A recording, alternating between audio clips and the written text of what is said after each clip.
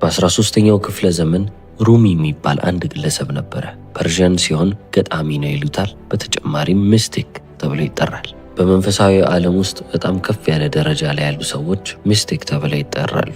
ታዲያ የሱፊዝም መስራች ሊባል የሚችል ሰው ነበረ። ሱፊዝም ፊሎሶፊ ማለት ከአይምሮ በላይ የበለጠ ልብ ላይ ትኩረትን የሚያደርግ ፍልስፍና ነው።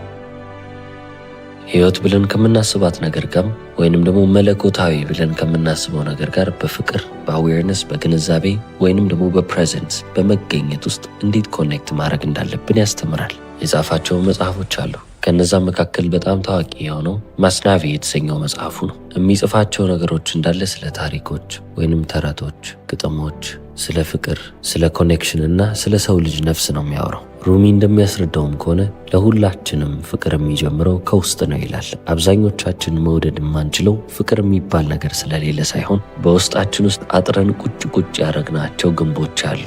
እነዛን ግንቦች መጀመሪያ ማፍረስ አለብን ይላል። እነዛ ግንቦች ምንድን ናቸው ካላችሁ፣ ፍርሃት፣ ኩራት፣ ነገሮችን ልቆጣጠር ማለትና ነገሮችን መጠበቅ ናቸው ይላል። ታዲያ የመጀመሪያ ስቴፕ ብሎም የሚያስበው እነዚህን ግንቦች እንደምንም ብላችሁ ልብ ብላችሁ መጣል ነው። እነዚህ ግንቦች ካሉ መውደድ አትችሉም፣ ምክንያቱም ግንቦቹ ይከለላሉ ይላል። አንዴ እነዚህ 4 ነገሮች ዞር ካሉላችሁ በኋላ ፍቅር እንደ ልብ በእናንተ ውስጥ መንፈላሰስ ወይንም ደግሞ መመላለስ ይችላል፣ ፍሎ ማድረግ ይችላል። አሁን ፍቅር ሲባል ብዙዎቻችን ስለ ትዳር ወይንም ደግሞ ስለ አንድ አጋራችን እናስብ ይሆናል። ሮማንቲክ ላቭ ብቻ እየተባለ አይደለም። ሩሚ ፍቅር ሲል ጓደኝነትንም ሊሆን ይችላል፣ ከአብሮ አደጋችሁ ጋር የምታሳልፉት ጊዜም ሊሆን ይችላል፣ ከሰው ጋር ቁጭ ብላችሁ የምታወሩት ወሬም ሊሆን ይችላል፣ ሻይ ስትጠጡም ሊሆን ይችላል። ምንም ይሁን በምታደርጉት በማንኛውም ነገር ውስጥ ፍቅር የሚባለው ነገር በእናንተ ውስጥ ፍሎ እንዲያደርግና እንዲፈስ ነው የሚፈልገው። ስለዚህ ያንን ደግሞ ለማድረግ ክሊንግ ማድረግ ማቆም አለብን። አንድ ነገር ላይ ሙጥኝ ማለትን መተው፣ በተጨማሪም ሰዎችን ጀጅ ማድረግ፣ ሰዎች ላይ መፍረድን ማቆም አለብን። ነገሮችንም ለመቆጣጠር መሞከር የሞኝ ስራ ነው። እነዚህን ነገሮች ማድረግ ስታቆሙ እያንዳንዱ ቅስፈት፣ እያንዳንዱ ጊዜያቶቻችሁ እንዳለ ነገሮችን የምትወዱበት ጊዜ ይሆናል። መልካም ቃላቶችን ከአፋችሁ ስታወጡ ሊሆን ይችላል። መልካም ተግባርን ስታደርጉ ሊሆን ይችላል። ምንም ይሁን ብቻ ፍቅር ብላችሁ የሄዳችሁ የምትፈልጉት ነገር አይደለም። ፍቅር ሁሌም ቢሆን ያለ ነገር ነው። ነገር ግን ፊል ልታደርጉት ይገባል፣ ወይንም ደግሞ ያንን ስሜት ልትይዙት ይገባል። አሁን ግን ስፔሻሊ በዚህ ዘመን ፍቅርን ልክ እንደ ትራንዛክሽን እየተመለከት ነው። አንድ ሰው ውለታ ከዋለልን ቆይ መልሼ እለዋለለት፣ ወይንም ደግሞ ለአንድ ሰው የሆነ በጎ ነገር ካደረግን ያ ሰው በዚህ መንገድ እኔን ሊከፍለኝ ይገባል ብለን የምናስብና የምንጠብቅ ሰዎች ሆነናል። አንድ ሰው እኛን ወደደን ማለት እኛን ቫሊዴት ሊያደርግ ይገባል። ሁሌም ቢሆን ከሱ የምንጠብቃቸው ነገሮች አሉ ብለን የምናስባቸው ነገሮች ይኖራሉ። ነገር ግን ትክክለኛው ፍቅር ሊሚትለስ ነው ወይንም ገደብ የለሽ ነው። እናንተ ራሳችሁን ነፃ የምታወጡበትም ኢሞሽን ወይንም ስሜት ነው ይለናል ሩሚ። እናንተን ራሳችሁን ብቻ ሳይሆን ነፃ የሚያደርገው አካባቢያችሁ ላይ ያሉት ሰዎች እንደዚሁ እንደናንተ ነፃ እንዲሆኑ የሚፈቅድላችሁ ነገር ይሆናል። ታዲያ አሁን ሩሚ የሚመክራቸው ምክሮች አሉ። ከሁሉም መጀመሪያ መሆን ያለበት begin by dying before you die ይላል። ከመሞታችሁ በፊት በመሞት ጀምሩ ነው የሚለው። ከሞታችሁ የማይቀር ሙሉ ለሙሉ ብትሞቱ ይሻላችኋል።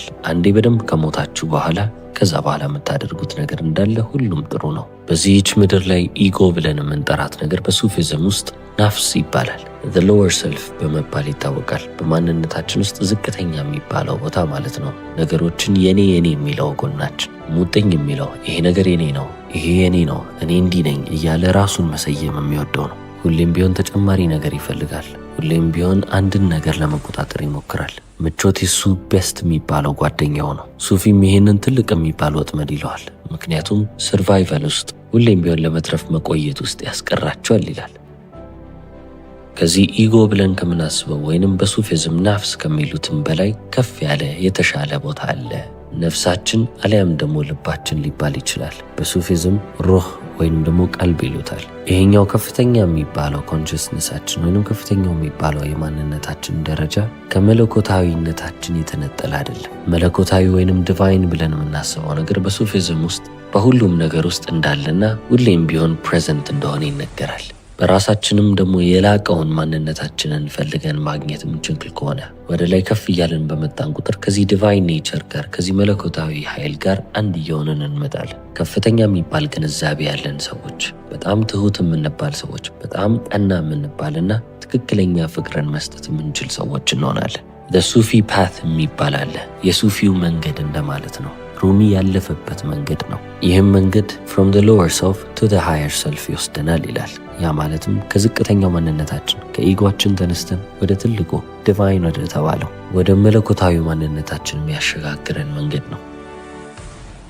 ታዲያ ኢጓችን ካለ በትክክልም መውደድ አንችልም። ምክንያቱም ኢጓችን ፍቅርን መከልከል ይጀምራል ወይም ብሎክ ማድረግ ይጀምራል። እኔ እንዲህ ነኝ ብሎ ራሱን ይሰይማል። አይ አም ራይት ይላል ወይም እኔ ትክክል ነኝ ይላል። እኔ የተለየው ነኝ ይላል። ፍቅር በኔቸር ወይም በተፈጥሮ ምንድነው ማድረግ የሚፈልገው ካላችሁ ብሪጆችን ወይም ድልድዮችን እየገነባ መሄድ ነው። ኢጓችን ደግሞ የዛን ተቃራኒ ነው የሚያደርገው። ግንቦችን ማምጣትና እያንዳንዱን እያጠረ ማስቀመጥን ነው የሚፈልገው። ስለዚህ ከዚህ ከሎወር ሰልፋችን አምልጠን ከፍተኛ ወደሚባለው ፓርት እስካላለፍን ድረስ ትክክለኛ ፍቅር የሚባለው ነገር ምን እንደሆነ እንኳን ላናቅ እንችላለን። ሩሚ ይህንንም ትምህርት የተማረው ከአንድ ጓደኛው ነው። እሱም ሻምስ ኦፍ ተብሬዝ ይሉታል።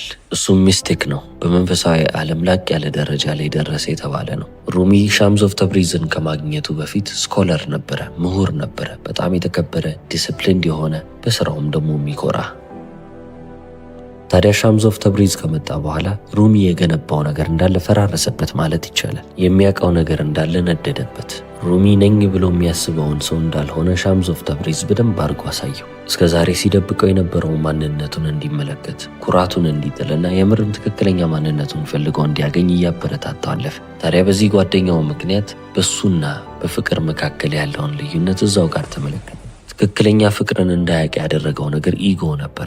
ስለዚህ ኢጎ ምን አይነት መንገድ ላይ እንደቆመበት ተመለከተ። ታዲያ ይህንንም ሲያቅ ነው እንግዲህ እስከ ዛሬ ያወቀው ነገር እንዳለ ነደደብኝ ብሎ ሊገልጸው የቻለው። ይህንንም መንደድ ፋና ብሎ ጠራው። the death of the ego የኢጎ ሞት። ከዚህም አስከትሎ ባቃ የሚባል ነገር ነበረ። ይህም ደግሞ እንደገና በአዲስ በፍቅር ውስጥ መኖር። ሩሚ ምሁር ነበር ብያቸዋለሁ፣ በጣም የተከበረ ስኮላር። ታዲያ ይህ ሰው በምክንያት ነበር ሁሌ የሚያወራው፣ ሎጂክን ይከተላል። አንዴ ከዚህ በኋላ ግን በግጥሞች ውስጥና በዝምታዎች ውስጥ የበለጠ እየተናገረ መጣ።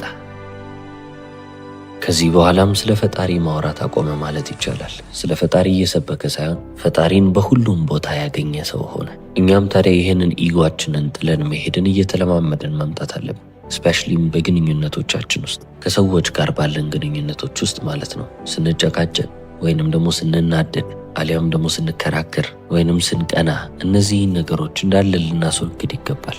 ምክንያቱም የኢጎ መገለጫዎች ናቸው። እኔ ነኝ ብሎ የሚያስበውን ኢሜጅ ለመቆጣጠር ለመጠበቅ ይሞክራል። የዛኔ ነው ከጨዋታው የምንወጣው። ፍቅር ግን የበለጠ ለስለስ ያለው ማንነታችን ነው። ቆም ብለን እንድናገናዝብ የኛ የትኛው ጎን ነው ምንን ፕሩቭ ለማድረግ እየሞከረ ያለው የሚለውን ነጥብ እንድንመለከት ያደርገናል። ኢጎ የሚፈልገው አንድ ነገር አለ። ሁሌም በምንም አይነት ነገር ውስጥ ማሸነፍን ይፈልጋል። ፍቅር ደግሞ መረዳትን ነው የሚፈልገው። ከኢጎ ተነስተን ለመኖር ስንሞክር አቴንሽን ብቻ ነው የምንፈልገው፣ የሰዎችን ትኩረት። ፍቅር ግን ሁሌም ቢሆን መስጠትን ነው የሚፈልገው። ኢጎአችን I will love you if ብሎ ይናገራል። ፍቅር ግን I will love you even through ብሎ ይናገራል። ይህ ማለት ኢጎአችን አንድን ሰው ለመውደድ ያ ሰው ሊያሟላ የሚገባው ነገር አለ ብሎ ያስባል። ይህንን ካደረግልኝ እወድሃለሁ፣ እንደዚህ ከሆንሽልኝ እወድሻለሁ ብሎ የሚናገረው ማንነታችን ነው። ፍቅር ግን ምንም እንደዚህ ብትሆን ምንም እንደዚህ ብትሆኚ እወድሻለሁ እወድሃለሁ የሚለው ማንነታችን።